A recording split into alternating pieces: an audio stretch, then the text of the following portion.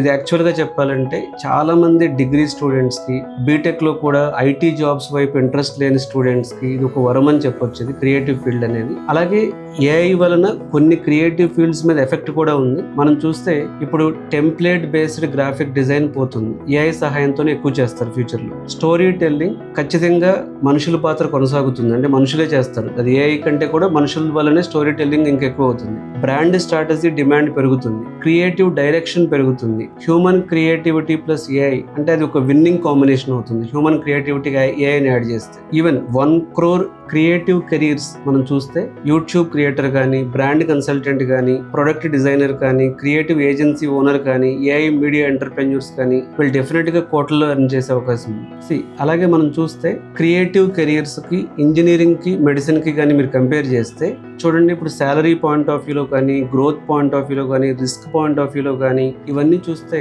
ఇక్కడ క్రియేటివ్ కెరీర్లో ఉన్న వాళ్ళు ఎంటర్ప్రెన్యూర్స్గా గ్రో అవడానికి ఛాన్సెస్ ఎక్కువ ఉన్నాయి. సో క్రియేటివ్ ఫీల్డ్లో ఉన్న వాళ్ళకు ఉండే పాజిటివ్స్ ఉన్నాయి, కొన్ని నెగటివ్స్ కూడా ఉన్నాయి. కానీ ఇంజనీరింగ్, మెడిసిన్కి ఆల్టర్నేటివ్ కింద క్రియేటివ్ ఫీల్డ్ కూడా చూస్ చేసుకోవచ్చు.